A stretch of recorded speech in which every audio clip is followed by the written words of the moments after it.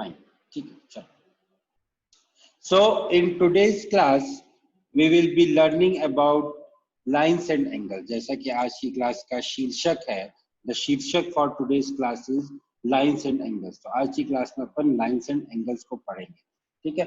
अब lines and angles में हम लोगों ने पिछली क्लास में जब अपन ने इंट्रोडक्शन टू यूक्लिड्स ज्योमेट्री पढ़ा था, तो मैंने आप लोगों को बताया था कि what is a line, what is a line, ये मैंने आपको बताया था। और मैंने आपको ये भी बताया था कि what is a ray. ray is basically a line that whose only one end point is fixed. A part of a line जिसका सिर्फ एक एंड पॉइंट फिक्स हो। जैसे ये देखो, ये जो है, ये जो रेड से मैंने ड्रॉ किया है यहाँ पे, दिस इज ए लाइन, ठीक है। अब मैं क्या करता हूँ, इस लाइन को यहाँ से कट कर देता हूँ, इतने पोर्शन को मैंने डिलीट कर दिया। सो इसका एक एंड पॉइंट तो फिक्स हो गया, तो and another endpoint is not fixed. This endpoint, the other endpoint is still not fixed. So this is called a ray.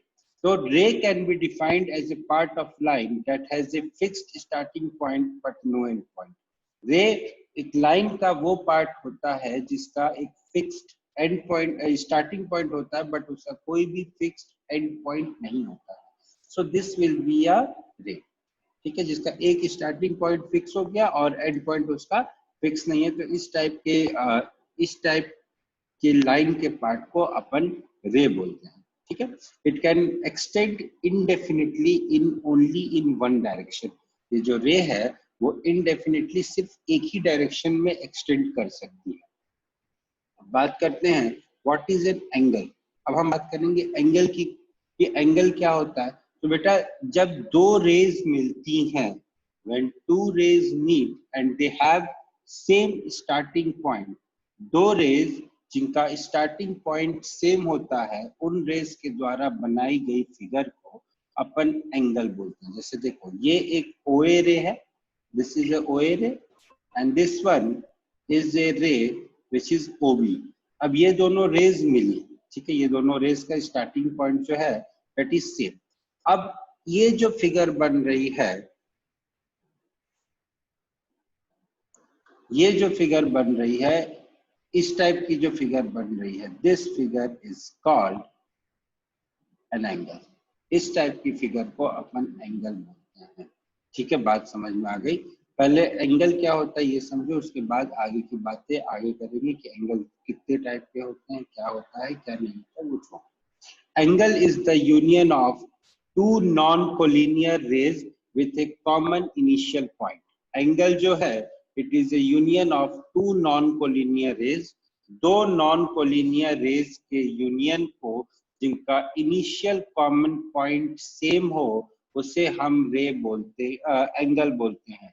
दो नॉन कोलिनियर रेज, ठीक है, जिनका इनिशियल पॉइंट सेम हो, उनके यूनियन के द्वारा बनाई गई फिगर को हम रे बोलते हैं, सॉरी एंगल बोलते हैं। ये तो हो गई एंगल की डेफिनेशन। और समझने के लिए एंगल इस टाइप से एंगल बनता है। ये हो गया, मान लो suppose this is A, this is O, this is B। So इस टाइप की जो फिगर होती है, this is called an angle, ठीक है। एंगल को अपन रिप्रेजेंट करते हैं इटैलिक्स में L। जो अगर आप कीबोर्ड पे या कंप्यूटर पे अगर आप एंगल को रिप्रेजेंट करना चाहो, and if you don't have any internet connection है तब तो डाउनलोड कर लो सिंबल, बहुत आसान सी बात है। लेकिन अगर इंटरनेट कनेक्शन नहीं है, इटैलिक्स में जो अपन L बनाते हैं ना, दैट इज कॉल्ड एंगल, ठीक है।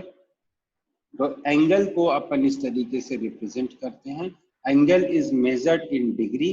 1 degree is 60 minutes and 1 minute is 60 seconds. Luckily you are not supposed to learn this angle conversion and everything, ठीक है, तो you are not supposed to deal with that, तो छोड़ दो इसको। Angle को एक और तरीके से अपन मेजर करते हैं, that is in the form of radians. So why I'm radians का इम्पोर्टेंस यहाँ नहीं है, but when you will be doing questions on mensuration, तब रेडियन की इम्पोर्टेंस आएगी। And that is 180 degree is equal to pi radian. Pi radian. Pi radian. 180 degree is equal to pi radian. इससे जब आप solve करोगे तो 1 radian comes out to be 57.3 degree.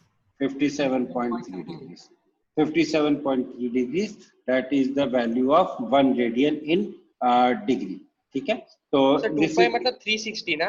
हाँ, 2 pi मतलब 360. 2 pi means 360. Okay. Pi means 180. Pi by 2 means 90. Pi by 4 means 45. 45. Pi by 6 means 30. And pi by 12 means 15. अभी तो नहीं, जब आप लोग 11th-12th में जाके जब आप लोग ट्रिग्नोमेट्री पढ़ोगे, these things will make you cry.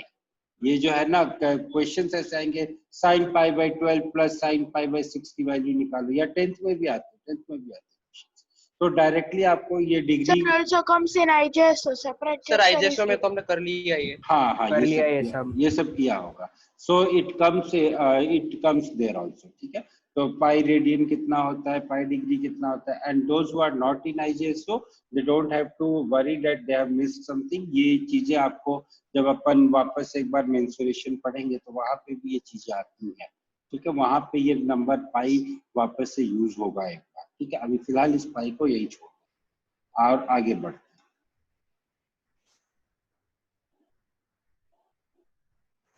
हैं.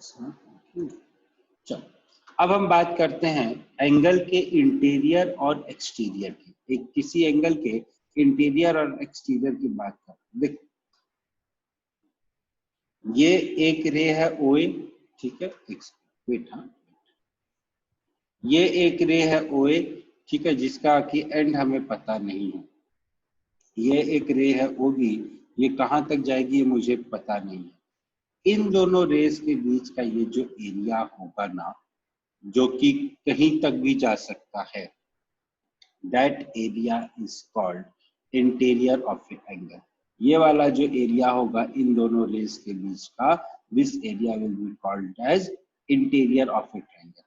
और ये वाला जो एरिया होगा बाहर वाला, ये वाला जो एरिया होगा बाहर वाला, this will be called as exterior of an angle. बाहर वाला जो एरिया होगा या इंटीरियर ऑफ एंगल के बाद इसके बाद का जो भी एरिया होगा, that will be called as the exterior of angle. और ये वाला जो एरिया है that will be called as the interior of angle. So अगर definition की बात करें, the area between the rays that make up an angle and extend away from the vertex to infinity. Vertex से infinity तक जो race जा रही हैं उनके बीच का जो एरिया है that is called the interior of an angle. और इधर वाला जो एरिया होगा that will be called as the exterior of an angle. ठीक है? आगे बढ़े. Sir both are infinite. हाँ, बोथ आर इनफाइनाइट. वो एरिया का कोई मेजरमेंट नहीं हो सकता. आपको इस चीज की जरूरत इसलिए पड़ेगी, मान लो अगर आपसे किसी ने बोला take any point in the interior of an angle, interior of angle A और बी, तो आप वो जो पॉइंट है वो या तो यहाँ लोगे, या तो यहाँ लोगे, या तो यहाँ लोगे, या तो यहाँ लोगे, कहीं पे भी ले सकते हो. इस रीजन में लोगे, आप वो पॉइंट यहाँ नहीं लोगे. Then it will not be correct. आप वो पॉइंट इस इंटीरियर वाले रीजन में लोगे. कहीं पे भी ले सकते हो, यहाँ ले सकते हो, यहाँ ले सकते हो, यहाँ ले सकते हो, कहीं पे भी ले सकते हो, but it will be in this region only. It will not be in the region outside. ठीक है?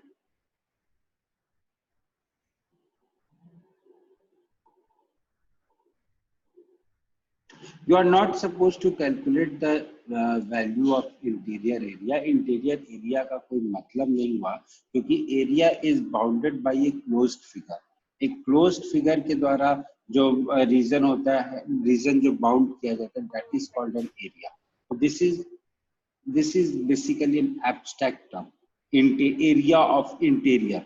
Interior का area that will be an abstract term, क्योंकि यहाँ का एंड पॉइंट तो वैसे भी डिफाइन नहीं है ना.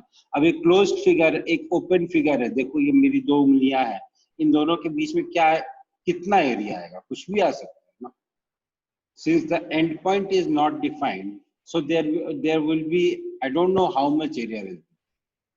So that is why we say that it's yes, you can say that the area is infinite, but don't go into the word infinite, क्योंकि word खुद में ही अपने आप में ये word abstract है, इसका कोई मतलब ही नहीं है, तो हम इस word के बारे में क्यों बार बार डिस्कशन, ठीक है, just leave that. चलो आगे बढ़ते हैं. Next is area addition axiom. Area addition axiom means, तो इंटीरियर ऑफ ए पॉइंट बताने का यही मतलब था कि देखो ये जो पॉइंट x है ना, ये x पॉइंट जो है वो c और b के बीच में कहीं लाई कर रहा है. So the language is, if x is a point in the interior of angle BAC, angle BAC के इंटीरियर में अगर कोई पॉइंट है x, then what we will have, measurement of angle BAC, measurement of angle BAC will be equal to measurement of angle BAX plus measurement of angle CAX. Now again this is an axiom. इसको ये जो है ये एक axiom है, इसको we are not going to prove it. ये एक axiom है, इसको अपन prove नहीं कर रहे हैं. Measurement of angle BAC is equal to measurement of angle BAX plus measurement of angle CAX. This is an axiom. ठीक है, यहाँ तक किसी को कोई डाउट है तो प्लीज पूछ लो. No sir. किसी को भी कोई डाउट तो नहीं है? Tanya, everything okay? सारी चीजें समझ में आ रही है? आज तो समझ में आ रहा है ना बेटा? Last time you told that sir आज की क्लास में कुछ भी नहीं समझ में आया. आज की क्लास में कुछ भी नहीं समझ में आया. Really I was very sad जब हम लोगों ने लास्ट टाइम ये चैप्टर स्टार्ट किया था. तो दैट्स व्हाई आई. अब हम बात करेंगे टाइप्स ऑफ एंगल्स की. तो अगर अपन टाइप ऑफ एंगल की बात करें तो भाई हमारे पास जो है देखा जाए तो हमारे पास 3 टाइप के एंगल्स हैं. First angle is right angle triangle, right angle नहीं, right angle. An angle whose measurement is 90 degree,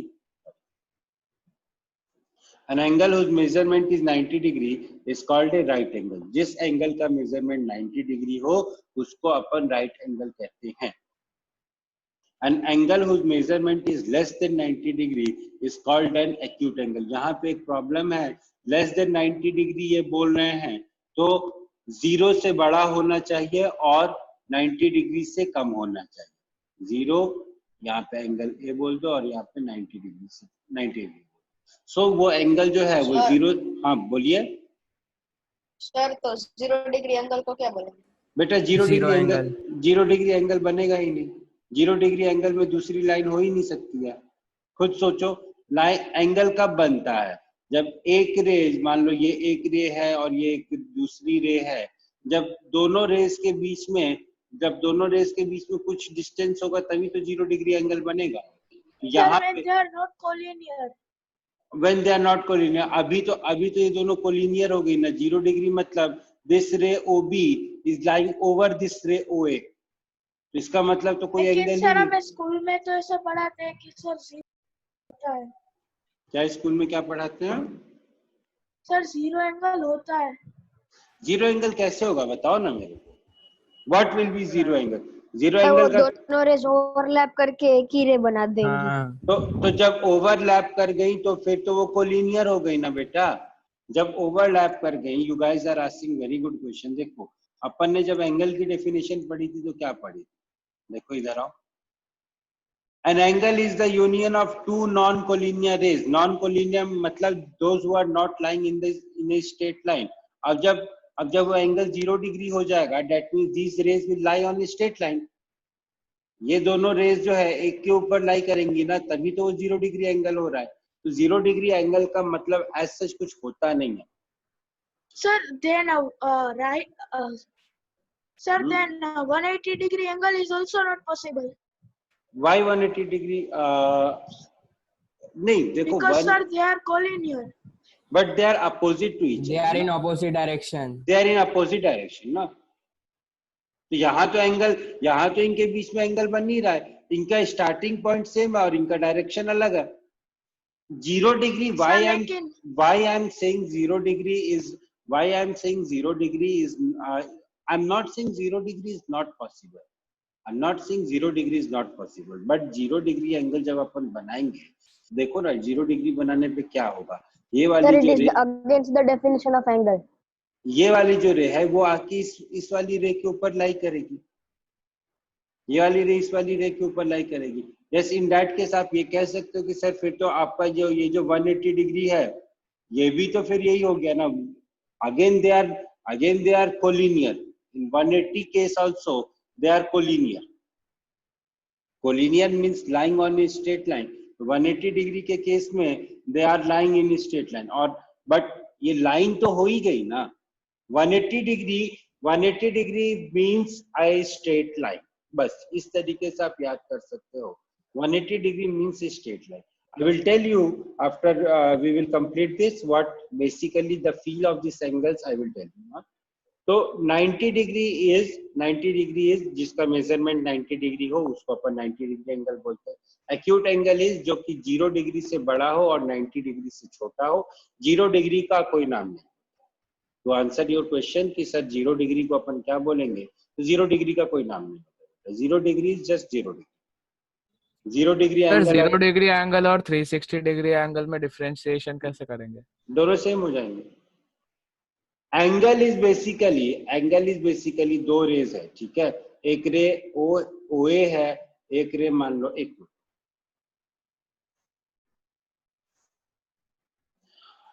रे OA है, 360 डिग्री एंगल भी नहीं पॉसिबल होगा। एक रे OA है और एक रे OB है। इन दोनों के बीच में ये जो डिस्टेंस होती है दैट इज कॉल्ड एंगल। अब 0 डिग्री के केस में means this OB is lying on this OA, so the distance between them is 0. 360 degree के केस में आप क्या होगा, आप ऐसे से घूमते अब वापस से ये जो मेरा Complete OB, angle. ये जो वापस से ये जो मेरा OB है it will lie on this OA. So practically देखा जाए तो these two are same. 0 degree 360 sir degree मतलब 0 डिग्री का ये रिफ्लेक्स एंगल 360 डिग्री है। हाँ, 0 डिग्री का रिफ्लेक्स एंगल 360 डिग्री, ठीक है, कह सकते हो। ये 0 डिग्री है तो 360 minus 0 degree will be, I mean this reflex angle will B 360 degree. Sir आपने बोला कि 0 डिग्री एंगल है वो पॉसिबल नहीं है। 0 डिग्री एंगल पॉसिबल है, लेकिन 0 डिग्री एंगल का कोई मतलब नहीं है। 0 डिग्री एंगल का क्या मतलब होगा बताओ? 0 डिग्री के एंगल का तो कोई मतलब ही नहीं हुआ ना। आप दो रेज की बात कर रहे हो, एक रे जो है वन रे इज लाइंग ओवर अनदर रे। एंगल का कंसेप्ट आया मेजरमेंट के लिए, आपने एंगल का कंसेप्ट दिया, लेकिन अब जो दो क्वांटिटीज को आपको मेजर करना है वो दोनों क्वांटिटीज में जब कोई डिस्टेंस ही नहीं है, मान लो इसको ऐसे समझो, आपका और आपके फ्रेंड का, ठीक है, suppose you and your best friend, आप दोनों का जो घर है वो मान लो 50 मीटर्स अवे है। Now when your friend is living, when you have shifted to your friend's house or your friend has shifted to your house, in that case what will be the meaning of that distance? That is the concept of 0. समझ में आया? Yes, sir. Yes sir.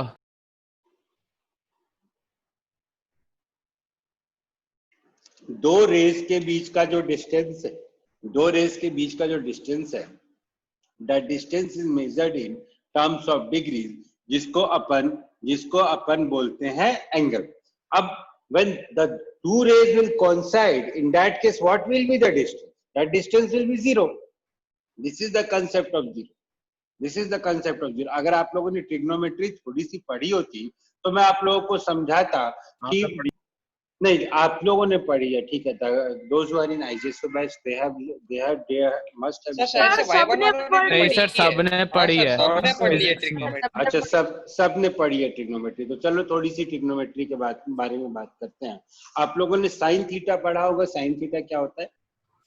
Perpendicular upon hypotenuse. Sine theta is basically perpendicular upon hypotenuse and sine 0 is equal to 0. ये तो सबको पता है।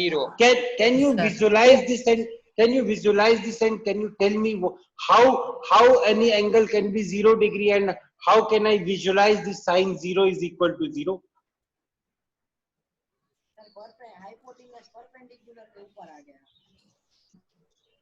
नहीं बेटा, हाइपोटेन्यूज परपेंडिकुलर के ऊपर आ जाएगा। In that case the ratio will be 1. हाँ। देखो इस तरीके से अपन हाँ विजुलाइज, सर पता चल गया। देखो इस तरीके से पता विजुलाइज, देखो इस तरीके से विजुलाइज करेंगे, ये एंगल हाँ थीटा है। सर वो अगर 0 है तो हाइपोटेन्यूज भी 0 हो गया ना सर। नहीं नहीं रुक जाएगी, रुक जाएगी। ये एंगल थीटा है, ये परपेंडिकुलर है, ये बेस है, ये हाइपोटेनस है। अब आप इस थीटा को कम करते जा रहे हो, आप इस थीटा को कम हाँ करते सर, जा रहे हो। 0 कर दिया तो फिर हाँ सर तो परपेंडिकुलर ही नहीं रहेगा। परपेंडिकुलर 0 हो जब- जाएगा, तो ज- 0 Exactly. करो, आंसर 0 ही आने वाला है। एग्जैक्टली मैं वही बोलने जा रहा था। जब आप इस थीटा को, वैल्यू जब जीरो आप ही रहेगा। जब आप इस थीटा को 0 कम करते जाओगे, कम करते जाओगे, कम करते जाओगे, तो what will happen is your p will tend to 0। जैसे जैसे आपका थीटा आप 0 के पास में लेकर जाओगे, आपका जो परपेंडिकुलर है वो 0 होता जाएगा, और आपका जो हाइपोटेनस है ना, ये बेस के इक्वल होता जाएगा। इसीलिए Sir, then इसीलिए cos theta will be cos equal to 1. एक मिनट, हाँ, इसीलिए cos 0 की वैल्यू आती है 1 एंड tan 0 की वैल्यू आती है 0।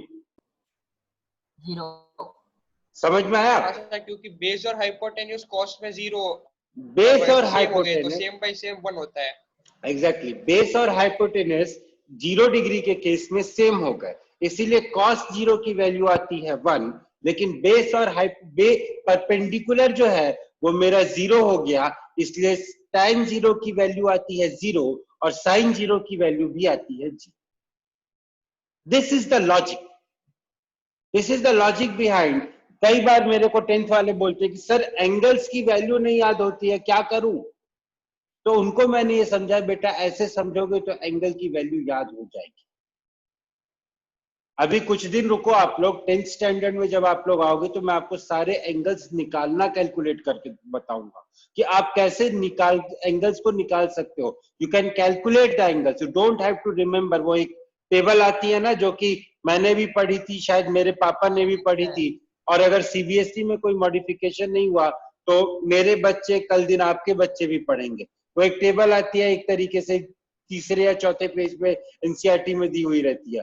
0 degree, 30 degree, 45 degree, 60 degree, 90 degree, इस तरीके से एक टेबल आती है। बोला जाता है इसको याद कर लो, गेट इट बाय हार्ट। और उसको याद करने का कोई तरीका भी होता है, रूट बना लेते हैं, पता नहीं क्या करते। मैंने वो टेबल आज तक याद नहीं की, सर And- sin थीटा पहले हम लिख लेते हैं, फिर सर cos थीटा सर उसका साइन का उल्टा। याद करने का है सर साइन का याद किया तो फिर कॉस का रिवर्स उसका, फिर बाकी के वो उस क्या बोलते हैं अपसाइड डाउन कर देने के, सबका वैल्यू सर रेशियो करके निकल लेने का बाद में। जो भी सर है, रेशियो की जरूरत नहीं है। जो भी है, मैंने उस टेबल को आज तक याद नहीं किया, and I guess I have done reasonably well till now. मैंने उस टेबल को आज तक याद नहीं किया, और मुझे लगता है कि मैंने 10th क्लास में I had done reasonably well. तो इसीलिए समझो चीजों को, अगर चीजों को समझोगे तो कुछ भी याद करने की जरूरत नहीं होगी, ये मैं गारंटी के साथ बोल सकता हूँ। 0 डिग्री आपने सर टेबल मतलब सर, हाँ बोलो बेटा। सर टेबल मतलब वो वैल्यूज लिखे रहेंगे ना, मतलब 30 डिग्री पे साइन का वैल्यू क्या होगा, हाँ cos का वही value क्या होगा। वही वो वाला ना, values। हाँ, वही। तो उस टेबल की जरूरत नहीं है, उस टेबल को याद करने की जरूरत नहीं है, लेकिन वो टेबल किताबों में दी हुई रहती है। और initially when I was a kid, जब मैं आप लोगों के एज का था, तो हमारे जो बड़े बड़े भैया लोग जो हुआ करते थे, जो कि 11th में रहते थे, 12th में रहते थे, वो डराते थे कि ट्रिग्नोमेट्री वाला चैप्टर जब आएगा ना बेटा, तो एक क्वेश्चन तुमसे सॉल्व नहीं होगा, फेल हो जाओगे एग्जाम में। आप लोग तो पता नहीं, आप लोग आपस में मिलते तो क्या बात करते हो, हम लोग के टाइम पे अपन यही बात करते। इतना डरा दिया था कि मेरे साथ के सारे बच्चों ने उस टेबल को याद कर लिया था, लेकिन मैंने नहीं याद किया। मैं नहीं याद करूंगा, जो होगा सो देखा जाएगा।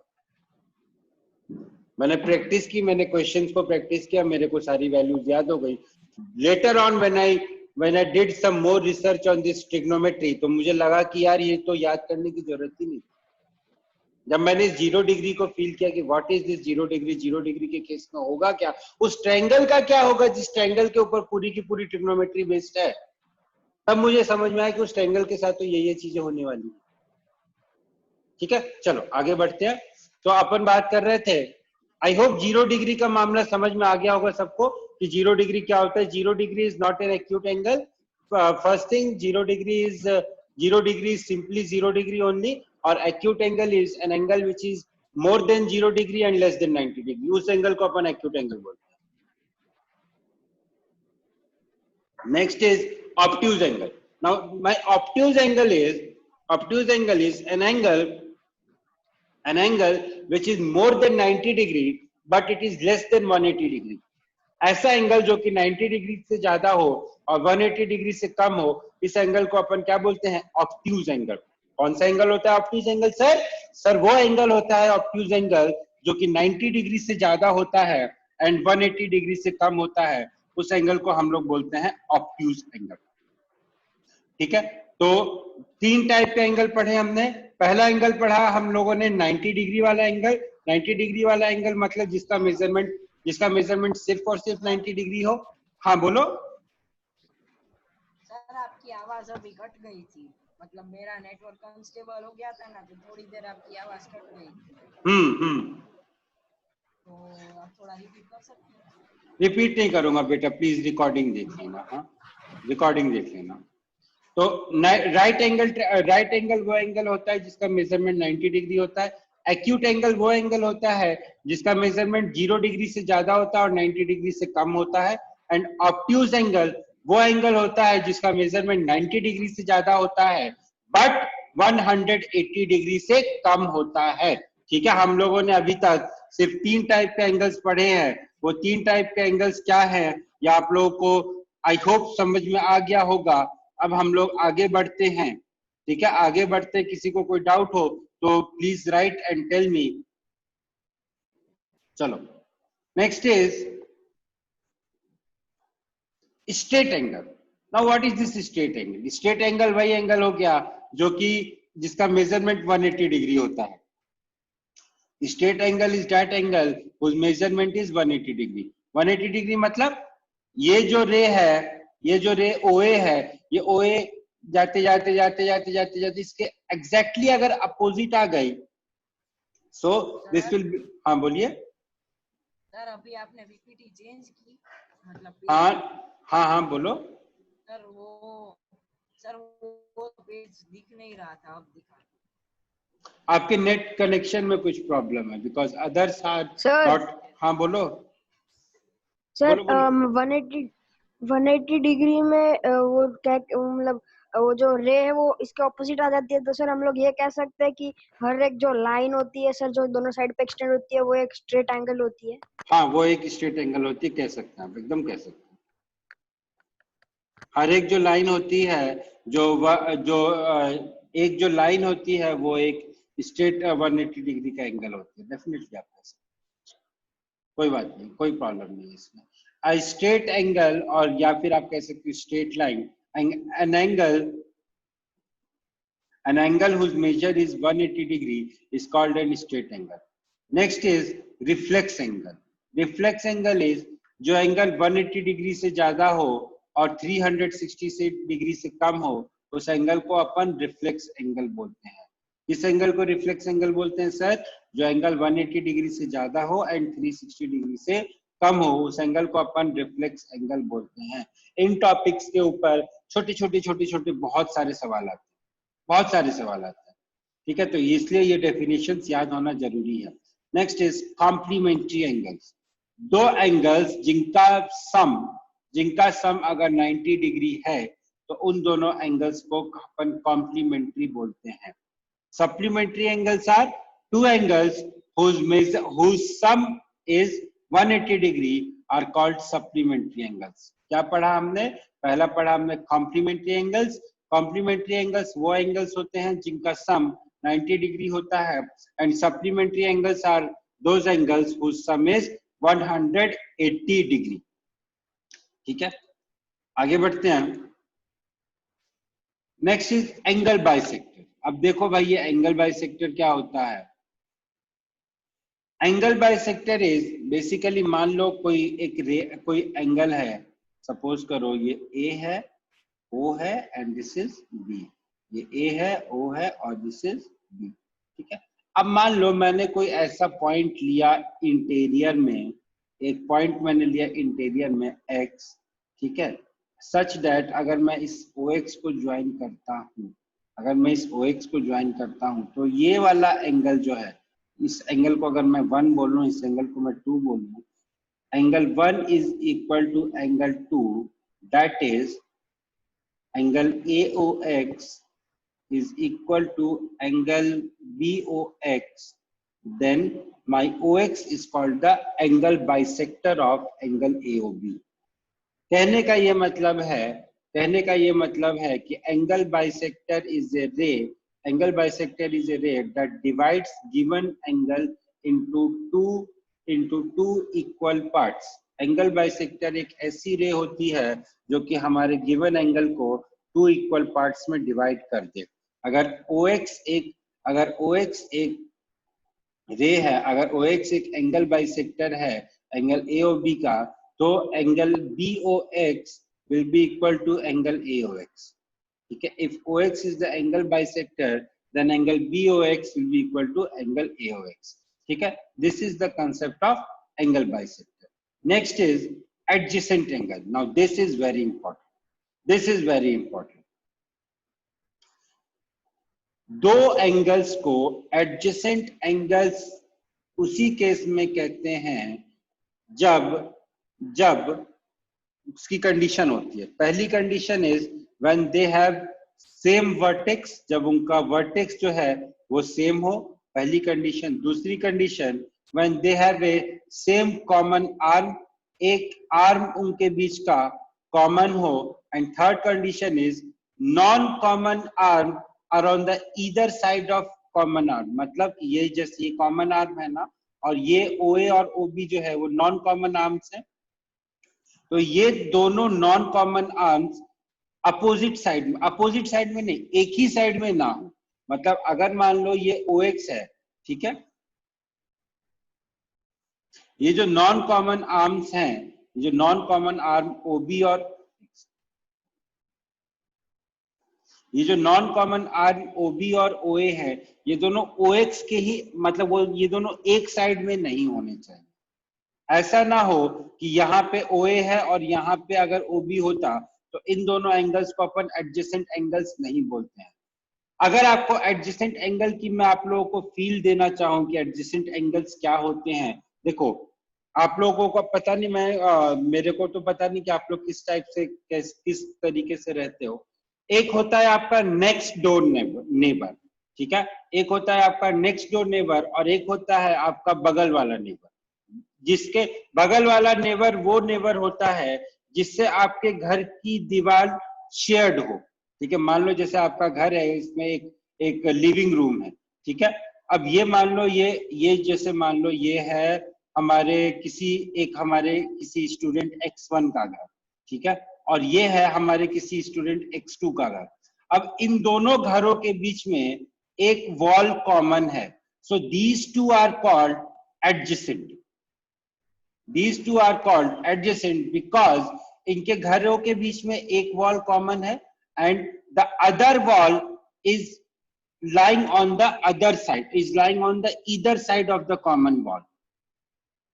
ये जो दूसरी वाली वॉल है ये इस वॉल के इस साइड में लाई कर लेफ्ट साइड में लाई कर रही है, और इसके घर की ये जो दूसरी वाली वॉल है ये कॉमन वाले वॉल की राइट साइड में लाई कर रही है। That is why we say that these two students X1 and X2 they live adjacent to each other। ठीक है, तो adjacent angles वो angles होते हैं जिसमें कि सबसे पहले सर्वप्रथम they should have a common vertex। ठीक है, दूसरा उनके अंदर कॉमन ये होना चाहिए कि they should have a common arm, and तीसरी चीज ये होनी चाहिए कि the non-common arm should lie on the either side of the common arm। जो non-common arm है वो common arm के किसी दूसरे सेम साइड में नहीं लाई करनी चाहिए। either side मतलब दोनों non-common arms अलग अलग साइड में लाई करनी चाहिए। This is the definition of, हाँ बोलिए सर। तो फिर अगर सर इधर साइड पे करेंगे तो हाँ, यहाँ पर हमारा ये जो OX है सर वो हमारा यहाँ कॉमन नाम है सर। तो फिर अगर हम OB को OX और OA के बीच में ला देंगे तो OB कॉमन नाम हो जाएगा ना सर? क्या OX को क्या बोल रहे हो, मैं समझा नहीं, फिर से बोलिए। यहाँ ये जो एंगल अपना BOA है उसके बीच में OX है, मतलब वो कॉमन नाम है दोनों एडजेसेंट एंगल्स का। तो हाँ सर जी। अगर हम लोग OB को XOA वाले एंगल के बीच में लेके आएंगे तो सर कॉमन नाम उधर OB हो जाएगा ना हाँ सर? हाँ, उस केस में फिर कॉमन नाम OB हो जाएगा। अगर आप OB को XOA के बीच में लेके जाओगे तो उस केस में कॉमन नाम OB हो जाएगा, कोई दिक्कत नहीं है उसमें। एक्सक्यूज मी बोलिए। सर, ऐसा कोई रूल है क्या सर कि एडजेसेंट एंगल्स में सपोज हम लोग एग्जांपल ले ले OBA, तो हम्म। सर उसमें OB और OA इक्वल होने चाहिए या वो मतलब नहीं दोनों का मेजर कुछ भी? नहीं, इक्वल नहीं होना चाहिए। ये तो रे है ना बेटा, दिस इज ए रे। मेरे को इस मेजरमेंट, इस एंगुलर डिस्टेंस के मेजरमेंट से मतलब है। इस रे की लेंथ कितनी भी, आई डोंट केयर, वो कुछ भी हो सकता है, ऐसा कुछ नहीं। Is not there. हाँ बोलो, आपकी आवाज कट रही है थोड़ी सी।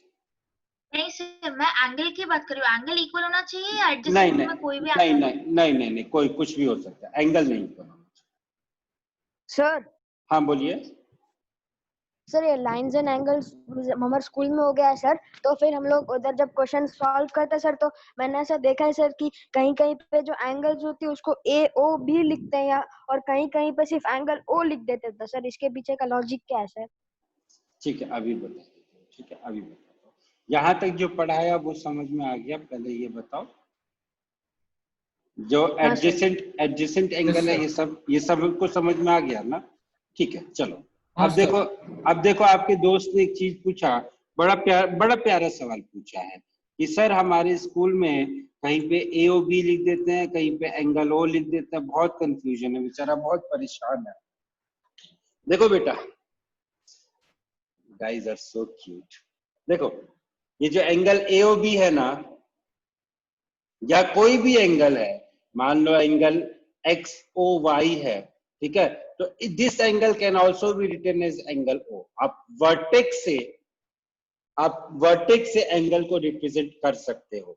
सो this is also equal to angle O, this is also equal to angle O। अब प्रॉब्लम ये होती है कि आप कैसे इसको पता करोगे किस कौन से वाले एंगल की बात कर रहे हैं। अब प्रॉब्लम यहाँ पे आ जाएगी कि आप कौन से वाले एंगल की बात कर रहे हो। तो इसीलिए अपन रिप्रेजेंटेशन के टाइम पे अपन नंबर से भी रिप्रेजेंट करते हैं। कई बार आपने देखा होगा कि एंगल 1 भी लिखा होगा, let this angle is equal to 1, let this angle is equal to 2, इस तरीके से भी लिखा होता है।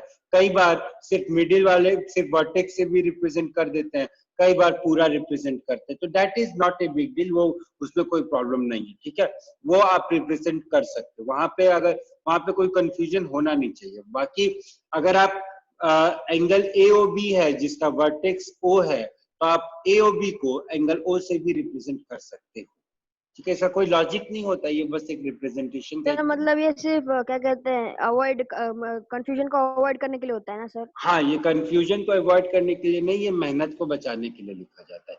3 लेटर्स को लिखने में जितनी मेहनत लगेगी, एक लेटर को लिखने में उससे 1/3 मेहनत लगेगी, इसलिए ऐसा लिखते हैं। मैं भी कई बार जब अपन क्वेश्चन करेंगे तो एंगल 1 लिख दूंगा, एंगल 2 लिख दूंगा। वो क्या होता है कि बार बार पूरा लिखने से अच्छा मिडिल वाले से। हाँ बोलो। अगर हमने ऐसा एंगल AOB बनाया तो उसमें हमको कैसे पता चलेगा वो एक्यूट एंगल की बात कर रहा है या रिफ्लेक्स एंगल, अगर बीच में उसका एंगल बाइसेक्टर नहीं दिया है? वो लिखा होगा आपके पास, that will be written. And corollary is a concept that is derived from a theorem. किसी थ्योरम से अगर हम किसी चीज को डिराइव करते हैं तो that is called A corollary. उसको आप आराम से प्रूव कर सकते हो, but it is A derivation from this it is a derivation, I mean it is a general idea that can be very easily taken from a proved statement, उसको अपन corollary, ठीक है। चलो सर। हाँ sir मतलब adjacent angle में same vertex होना जरूरी है क्या? हाँ, एडजेसेंट एंगल में बेटा सेम वर्टेक्स होना जरूरी है। सर जैसे सपोज एक OX सपोज एक कॉमन नाम है और वो सपोज 5 सेंटीमीटर का है, और जो OB जो उसकी जो नेक्स्ट आर्म है वो सपोज 3 सेंटीमीटर से वो एंगल बना रहा है, और जो दूसरा OA आर्म है वो सपोज 5 सेंटीमीटर से एंगल बना रहा है, तो वो दोनों एडजेसेंट एंगल नहीं कहलाएंगे? नहीं, वो दोनों एडजेसेंट एंगल्स कहलाएंगे। आप OA, OB और OX के मेजरमेंट की अभी बात ही मत करो।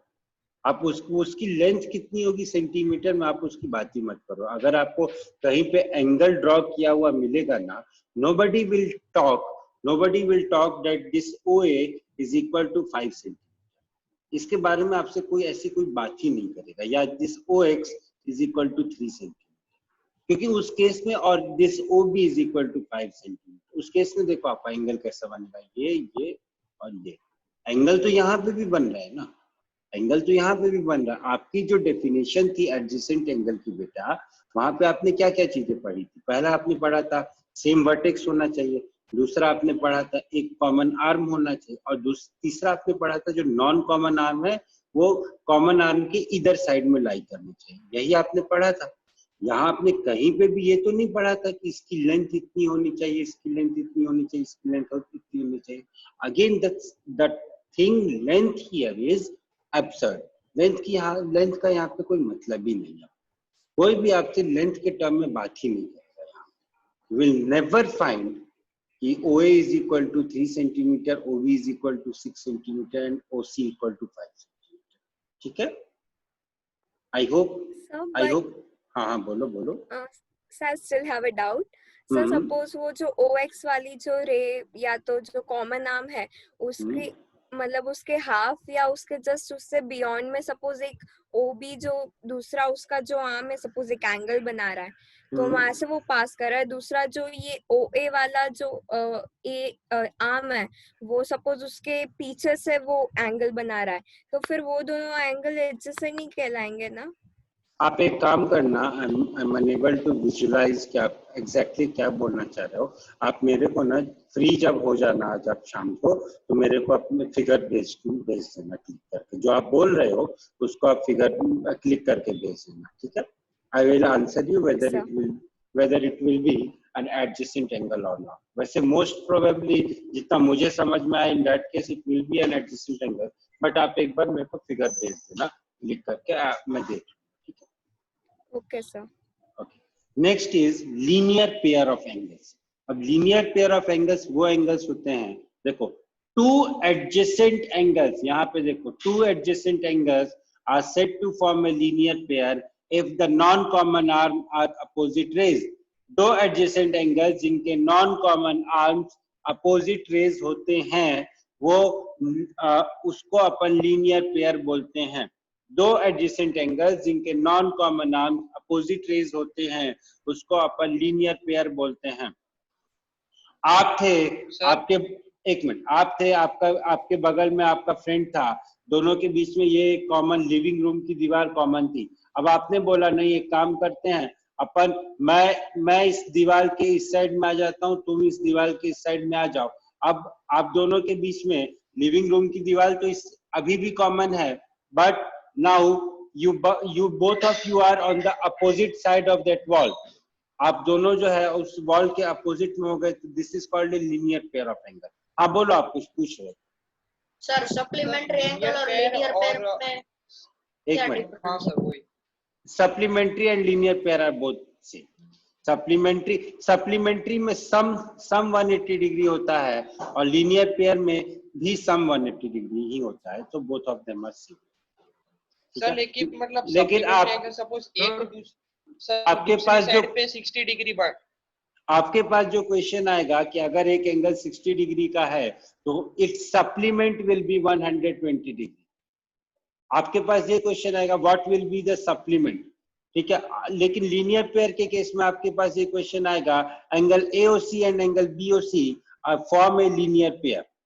Try to understand the language. Angle AOC and angle BOC form a linear. एक minute, let me answer. Angle AOC and angle BOC form a linear pair. That means AOB will be a straight line. ये आपको conclusion draw करना पड़ेगा कि that means AOB will be a straight line. Supplementary के case में क्या होगा, आपको दिया रहेगा कि an angle A is equal to 60 degree. Find its supplement. So its supplement will be 180 degree minus 60 degree, which is equal to 120 degree. Supplement means आपके पास कुछ है, आपको कुछ और चाहिए, that is called supplement. And linear pair means दो angles का sum is equal to 90 degree, उसको अपन लीनियर पेयर बोल सकते हैं। हाँ, somebody was asking सर तो सर मतलब सप्लीमेंट्री सप्लीमेंट्री में एक कॉमन नाम होना कंपलसरी है? हाँ, सप्लीमेंट्री में एक कॉमन नहीं, सप्लीमेंट्री में कॉमन आर्म होना बिल्कुल कंपलसरी नहीं है, क्योंकि supplementary is just an angle, एक एंगल दिया हुआ है, उसका supplementary angle will be 180 degree minus that angle. Supplementary को आप कहीं ड्रॉ नहीं करते हो। सप्लीमेंट्री इज जस्ट, जैसे आप बोलते हो ना a plus B is equal to 5, जैसे आपने बोला a plus B is equal to 5, वैसे ही हमने बोल दिया angle a plus angle b is equal to 180 degree. That's it. वो जरूरी नहीं है कि वो दोनों एंगल लीनियर पेयर ही हो, ऐसा जरूरी नहीं है। आप ये कह सकते हो, देखो एक मिनट, देखो जैसे मान लो ये एंगल a है, ठीक है, दिस इज एंगल a, मान लो ये 60 डिग्री का है। अब it's supplement will be somewhat like this, एक एंगल b होगा जो कि 120 डिग्री का होगा, it's supplement will be this one. अगर ये 60 डिग्री का है तो उसका सप्लीमेंट्री एंगल होगा जो कि 120 डिग्री का होगा, बस, और कुछ नहीं करना इसमें। लेकिन लीनियर पेयर में क्या होगा कि ये एंगल ए है, तो इसका जो लीनियर पेयर होगा वो इस तरीके से होगा। अगर ये दोनों एक स्ट्रेट लाइन में लाई कर रहे हैं, अगर ये दोनों एक लीनियर पेयर है, तो यहाँ पे इस एंगल का सम और इस एंगल का सम, दोनों एंगल का सम 180 डिग्री होगा। आपको लीनियर पेयर की जरूरत कहाँ पे पड़ेगी वो समझो। जैसे कई बार क्वेश्चन में क्या होता है कि मान लो इस तरीके से एक स्ट्रेट लाइन दी हुई है, ठीक है, इस तरीके से एक स्ट्रेट लाइन दी हुई है, और मान लो एक एंगल ये दिया हुआ है, ठीक है, और कई सारे एंगल बनाए हुए, कई सारे, एक एंगल यहाँ से बना दो, एक एंगल यहाँ से बना दो, एक एंगल यहाँ से बना दो, तो देयर आर 1 2 3 4 5 6। और अगर आपको बोल दिया कि सारे के सारे एंगल्स इक्वल हैं, तो what you will say that 6 times of theta will be equal to 180 degree, so theta will be equal to 30 degree। यानी कि ये सारे एंगल्स जो होंगे वो 30 डिग्री के हैं। अगर आपको ऐसा बोल दिया कि इन एंगल्स का रेशियो 1:2:3:4:5:6 है, तो भी आप कैलकुलेट कर सकते हो, because the sum of all these angles is 180 degree. Linear pair में जरूरी नहीं है कि सिर्फ एक ही एंगल हो, दो एंगल हो, दो से ज्यादा एंगल हो सकते हैं, दो से ज्यादा एंगल यहाँ पे हो सकते हैं। लेकिन सप्लीमेंट्री में there will be 2 angles only. एक एंगल अगर थीटा है तो its supplementary angle will be 180 degree minus theta. और अगर लीनियर पेयर है तो linear pair means all the angles will lie on a straight line and sum of all the angles will be 180 degree. एक straight line पे lie करने वाले जितने भी एंगल्स होते हैं उन सारे एंगल्स का सम 180 डिग्री होता है।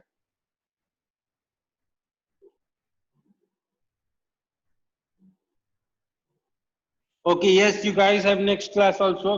तो गलती मेरी थोड़े ना, आप ही लोग ना इन्वॉल्व कर देते हो डिस्कशन में। Yes, the class time is over, so those who want to leave they can leave, and Shrey आप please attendance लेना। The supplementary yes sir, the supplementary angles are not linear। The supplementary angles are not linear, it's not necessary। Attendance का क्या? Attendance हो जाएगी बेटा।